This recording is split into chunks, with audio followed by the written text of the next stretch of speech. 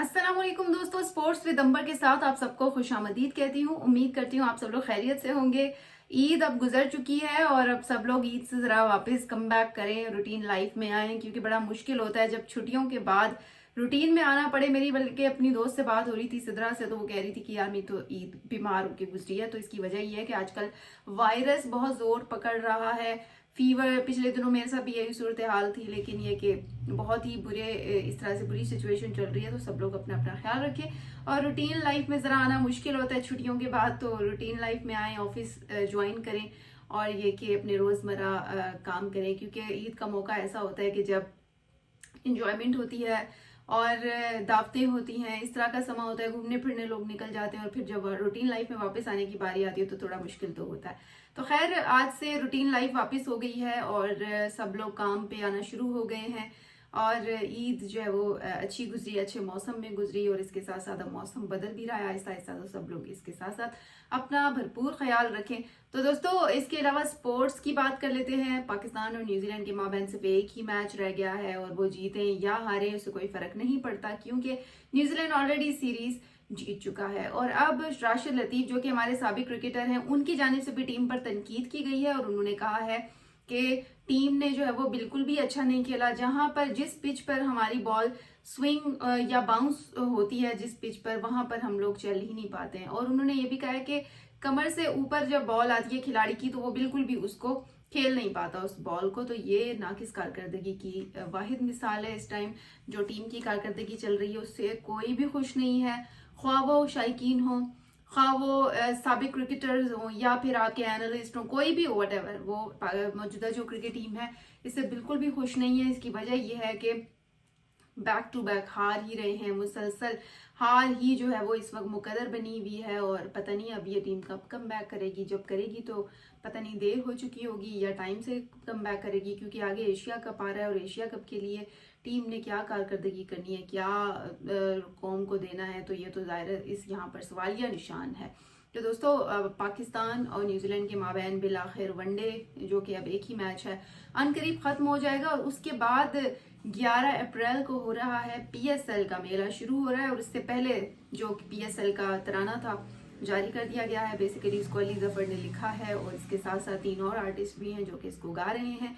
तो जादू जगाएंगे जी वो अपनी आवाज का, और ये तराना बड़ा मशहूर होने वाला है, क्योंकि इससे पहले अली जफर का जो तराना था, सीटी बजेगी खेल जमेगा, वो बहुत ज्यादा मशहूर हो गया था। बीच में उस पर थोड़े से पाबंदियां भी लगी थी, उसको नहीं चलाया जाने का कहा गया था और जब पिंडी स्टेडियम में या किसी भी स्टेडियम में मैचेस होते थे तो वो तराना नहीं बजाया जाता था।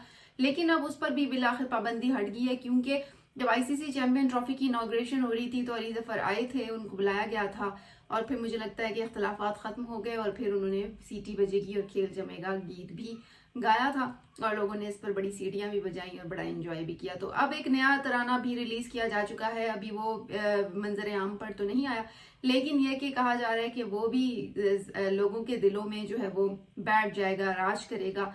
और इस तरह से जो है वो पीएसएल की तैयारियां जोरों शोर से जारी हैं। 11 अप्रैल से बाकायदा तौर पर पीएसएल के मैचेस शुरू हो जाएंगे और सबसे ज्यादा मैचेस इस वक्त पिंडी में होने जा रहे हैं। और पिंडी की शायकीन जो है वो एक्साइटेड तो है लेकिन थोड़े परेशान भी हैं, क्योंकि खिलाड़ी जब आते हैं तो टीमों की वजह से रास्ते थोड़े से बंद हो जाते हैं। लेकिन उसके अलावा शायकीन वेट कर रहे हैं। लेकिन वेट भी क्या कर रहे हैं, ये तो तब मजा था उस चीज का अगर इससे पहले आईसीसी चैंपियन ट्रॉफी अच्छे से खेला होता, T20 खेला होता या फिर वनडे खेला होता, तो थोड़ा सा शायकीन जो है वो उनका जोश कुछ और होता। लेकिन मुझे नहीं लगता कि अब इस मर्तबा शायकीन का जोश उस तरह से सर चढ़कर बोलेगा जिस तरह से जो है वो पहले अपना जोश दिखाया करते थे। अब ये कहना कबल अज वक्त होगा, 11 अप्रैल से जब पीएसएल शुरू होगा तो उसके बाद देखा जाएगा क्या होता है।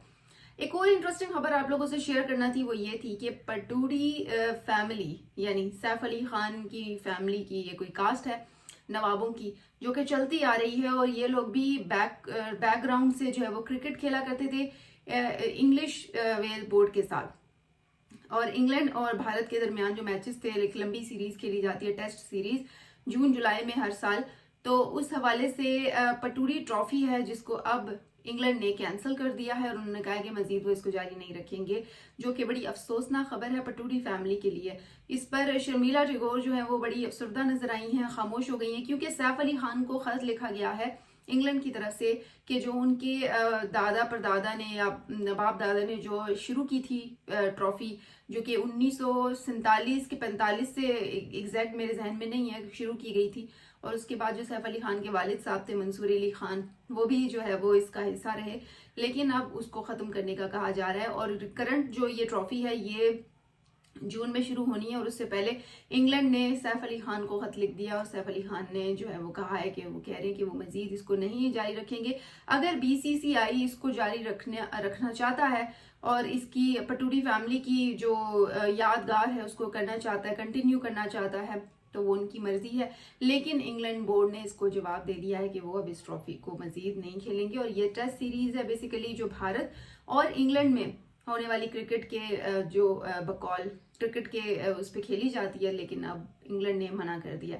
तो ये वाकई बड़ी अजीब सी बात है। गेम्स चलनी चाहिए, गेम्स नई नई लीग आना खुशाइंद होता है, लेकिन जो लीग ऑलरेडी चल रही है उसको बंद करना, ये तो किसी के लिए भी अफसरदा ही हो सकता है। अब देखते हैं कि इस खत का जवाब सैफ अली खान क्या देते हैं और पटौडी ट्रॉफी क्या बैन होने वाली है या हो जाएगी। अब ये कहना कबल अज़ वक्त होगा। इसको क्या जो पटौडी खानदान है क्या वो इसको भारत के अंदर ही कंटिन्यू करेगा, अब देखना है कि क्या किया जाता है। तो बहरहाल दोस्तों, इसके साथ ही मुझे दीजिए इजाजत। इंशाल्लाह आप लोगों से कल फिर बात होगी, तब तक के लिए अल्लाह हाफिज।